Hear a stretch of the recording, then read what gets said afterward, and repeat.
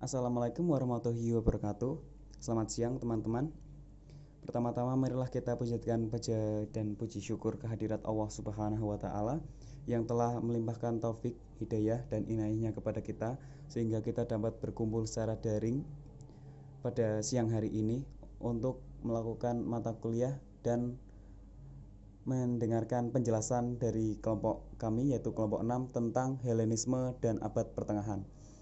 Kelompok kami terdiri dari saya sendiri, Bathara Ciprasojo, NIM 4120067, lalu saudari Indi Korni Korbina, NIM 4120017, dan yang terakhir saudari Putri Yesa Anggraini, NIM 4120068. Baik, mari kita mulai saja untuk pembahasan yang pertama. Pengertian Helenisme. Hermeneutika merupakan satu di antara beberapa teori yang menawarkan pendekatan baru dalam ilmu-ilmu sosial. Pemikiran hermeneutika sosial ini dikembangkan oleh Friedrich Schleiermacher dari tahun 1768 sampai 1834, Wilhelm Ditley dari 1833 sampai 1911, Gadamer dari tahun 1900 sampai 2002 dan lain-lain. Dalam perkembangannya, hermeneutika terdapat beberapa pembahasan. Joseph Bleicher membagi pembahasan hermeneutika menjadi tiga, yaitu hermeneutika sebagai sebuah metodologi, hermeneutika sebagai filsafat, dan hermeneutika sebagai kritik. Sejarah Helenisme. Zaman Helenisme adalah zaman penutup sejarah filsafat Barat kuno. Zaman ini ditandai dengan tampil dan berkuasanya Alexander Agung di panggung sejarah bangsa Yunani pada abad keempat sebelum Masehi. Di bawah Alexander Agung, bangsa Yunani menjadi bangsa yang besar dengan wilayah yang membentang luas dari daerah Mesir sampai dengan India. Filsafat Helenisme ini dimulai pada pemerintahan Alexander Agung dari tahun 356 sampai 23 sebelum Masehi atau Iskandar Zulkarnain, Raja Macedonia. Pada zaman itu terjadi pergeseran pemikiran filsafat dan filsafat teoritis menjadi filsafat praktis. Nama saya Indi Korni Korbina, 4120017. Ciri-ciri Helenisme. 1.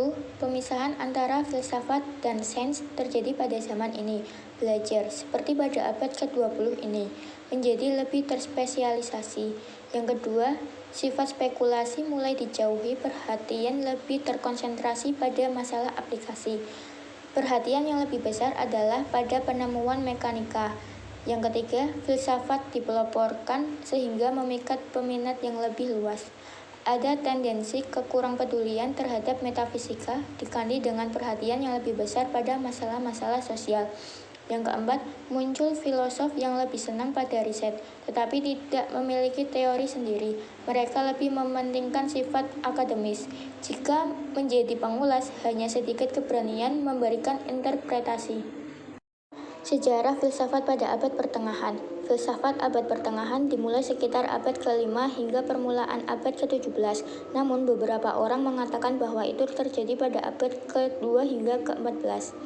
Sejarawan umumnya menentukan tahun 476 Masehi, akhir dari Kekaisaran Romawi Barat berpusat di kota Roma dan kebangkitan Kekaisaran Bizantium kemudian terkonsentrasi di Konstantinopel seperti data abad pertengahan awal tahun 1492 sebagai data akhirnya. Nama saya Putri Yesa Anggraini, NIM 4120068. Karakteristik dan ciri filsafat pada abad pertengahan. Ciri yang mendasar pada filsafat abad pertengahan ialah filsafat yang bercorak teosentris. Artinya, para filsuf dalam periode ini menjadikan filsafat sebagai abdi agama atau filsafat diarahkan pada masalah ketuhanan. Filsafat abad pertengahan juga bisa dikatakan sebagai zaman kegelapan. Berdasarkan pada pendekatan sejarah gereja, saat itu tindakan gereja sangat membelenggu kehidupan manusia. Manusia tidak lagi memiliki kebebasan mengembangkan potensinya. Periodisasi filsafat pada abad pertengahan. Periode paristik. Paristik berasal dari kata Latin patres yang berarti bapak-bapak gereja. Ialah ahli-ahli agama Kristen pada abad permulaan agama Kristen. Pada periode ini, ahli-ahli agama Kristen itu berusaha untuk memperlihatkan bahwa iman yang sesuai dengan pikiran-pikiran yang dalam dari manusia. Filsuf yang terkenal pada periode patristik ini ialah Tertullianus, Origenes, dan Augustinus. Periode skolastik. Skolastik diambil dari istilah Schüler, artinya mengajar atau sekolah. Ini karena sekolah yang diadakan oleh Karel Agung yang mengajarkan apa yang diistilahkan sebagai artes liberales atau seni bebas, termasuk mata pelajaran tata bahasa, geometri, aritmatika, astronomi, musik, dan dialektika. Secara garis besar, periode skolastik pada abad pertengahan dibagi menjadi dua, yaitu periode skolastik Kristen dan periode skolastik Islam. Sekian presentasi dari kelompok kami. Selanjutnya yaitu sesi tanya jawab yang akan kita lakukan di WA Group. Untuk teman-teman yang ingin bertanya atau masih kurang jelas dengan materi yang kami sajikan, bisa ditanyakan di WA Group. Kami dari kelompok 6 meminta maaf bila ada salah-salah kata dari kami. Terima kasih. Wassalamualaikum warahmatullahi wabarakatuh.